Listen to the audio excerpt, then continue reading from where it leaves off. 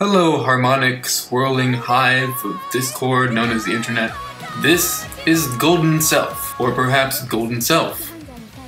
I haven't really decided yet. Before I either scare you away because I strike you as a creep, or you pass out from sheer frustrated arousal, I wanted to mention that I'll be doing a channel introduction and mission statement video pretty soon, coming up with more of a scheduled and regular release of content on this channel, and getting set up on Twitch, doing regular streams, building up some social media, maybe Twitter, Instagram too, probably, and generally doing what I can to establish myself as a high quality and reliable YouTuber. The intro video will be basically about why, what it means to me, what YouTubers I watch and why, and so on. It'll be a big preemptive FAQ, where approximately I live, what games I grew up playing, and all that kind of stuff. So be honest with yourself and ask yourself if that sounds like the kind of thing you would enjoy, and perhaps you also will enjoy this video and that will motivate you to go check out that one or any of my other videos, or I'll stop. Let's get going. What we're seeing here is Active Raid, an anime currently airing in Japan. As of today's date, January 22nd, 2016, 3 episodes have aired thus far. All of the footage in this episode is from episode 2, so even if you haven't seen it, you know at least that much. And I'll also be taking pains to credit any other source material down to the episode number or whatever other granularity seems the most appropriate, so that you can find that and look for that in its own context. Such credit will appear directly in the video and in the description below. Talk about convenient! The premise of Active Raid is that there's an elite unit of cops with powerful and slightly less cheesy Power Ranger suits. Everyone has their own suit and abilities and backstories. They fight bad guys. There is an arch-villain, and what he really loves is lurking in the shadows and sending other people out to do his bidding and gazing imperiously and omnisciently over the city and at the main characters through hidden cameras. Kazari Asami is the protagonist and a hot girl, subject to frequent bouts of involuntary accidental exhibitionism, for which the show makes no apologies. It's very formulaic, which is true of the vast majority of anime. Kazari is also, of course, a tsundere, a type of stock character known so widely as a stock character that you almost never see them anymore without some self-aware references to the fact, and there haven't been any. There is a moment where the villain acknowledges himself as a cliché, but I don't think it's really addressed at the audience so much as it is likely foreshadowing some of his background and motivations, so that this mad raving will be more clear later on. Or it could just be meaningless drivel, cooked up by the writers to create some kind of illusion of psychological depth for the guy. But I guess that's kind of the same thing. As a tsundere, Kazari has the proverbial stick up her butt. Here she is in full tsune mode with one of the hunky male love interests.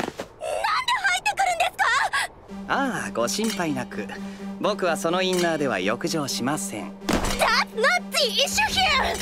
We haven't seen her dairy side, but as a main character, she'll be obliged to warm up to her primary love interest eventually. It's not this guy, but trust me, she's soon with the main boy too. All would be well and good for our plucky crew fighting the criminals and evildoers of Tokyo, but they also face an existential threat from management. You see, even though they always get their guy, they do too much collateral damage. To the media, they're a cash cow. To the government, they're a convenient scapegoat. And to the public, they're a dangerous nuisance. Here's the protagonist's most direct superior kowtowing to faceless officials over damage her team caused during episode 1.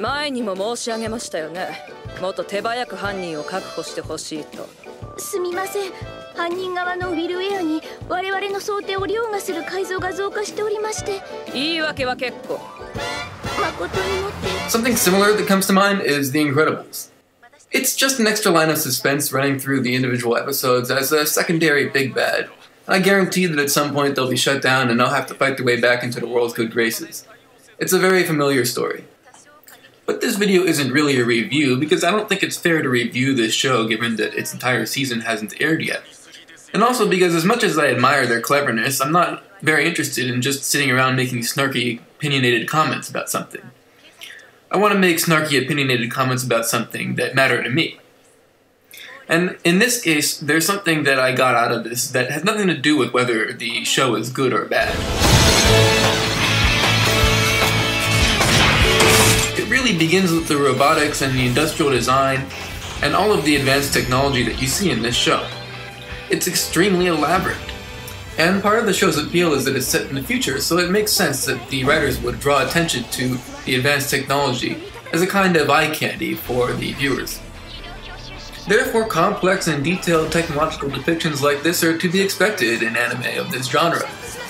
I'm not an expert on anime, or its history.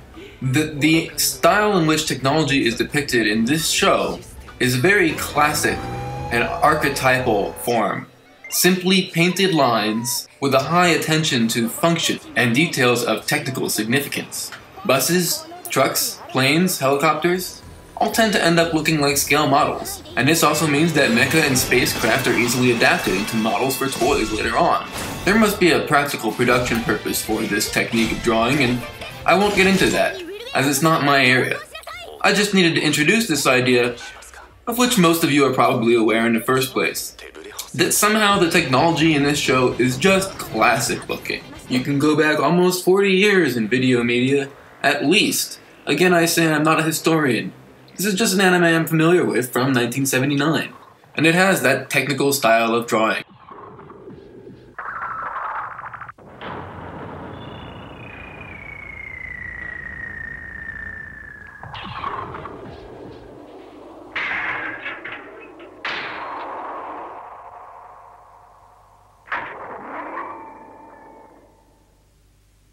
Surrender. お前はここに残れ。はっ、総長。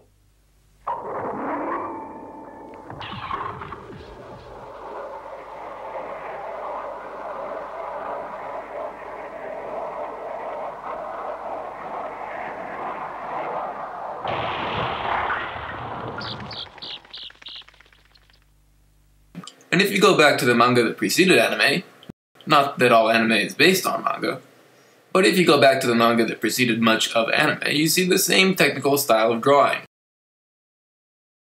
I mean, look at all the moving parts on these robotic arms.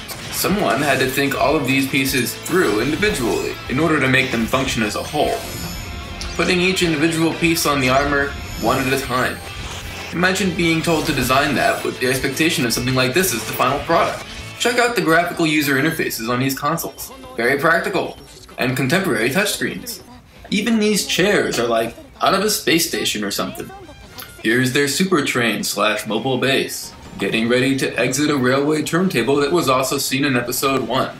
Every sci-fi superhero anime has to have lots and lots of launch sequences, and this anime really delivers on that expectation. The mechanical detail on this very short shot is just bizarrely exquisite. Of course, once you animate it once, you can then reuse it in later episodes. But if you think about that while you watch these shows, it will make you not want to watch them anymore.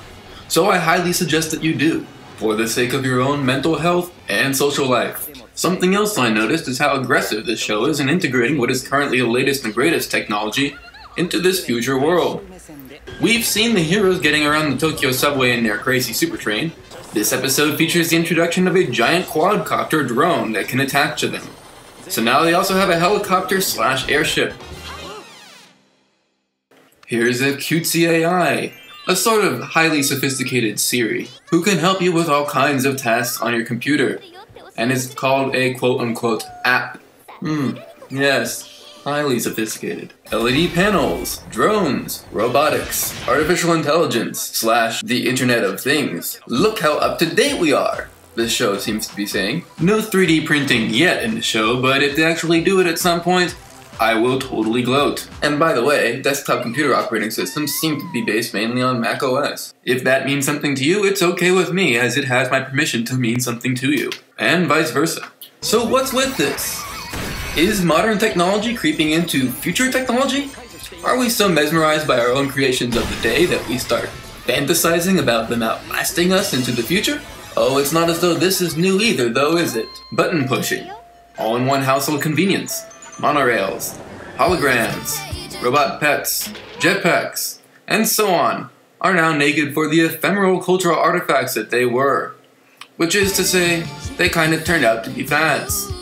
At least in terms of popular interest. They're all ideas that in real-life use have not delivered up to the hype surrounding them. at least not so far, and now come to be viewed often through the lens of disappointment. So while the style works well now and is timeless in many respects, and I would recommend watching this show to anyone interested in the technology, especially for inspiration in games like Kerbal Space Program or Strat Mechanic, which after all are the central focus of this channel, right now, it may be worth watching again in 10 or 20 years to see what has changed and what hasn't. Because for something so diverse and bizarre and frequently innovative, anime is also extremely static and changes very slowly, and it seems some jokes just never get old, at least not to the average Japanese anime consumer. Then again, a new sucker is born every day. Speaking of which, I find that liking, commenting, and subscribing are good at helping me deal with uncomfortable realities. So please, feel free, I insist. And don't be too polite. If you feel this episode is worth sharing with someone, by all means you have my permission. I also happen to have made my other videos available for public perusal. I hope you will join me for one or more of them. Until then, thank you for watching. Bye bye.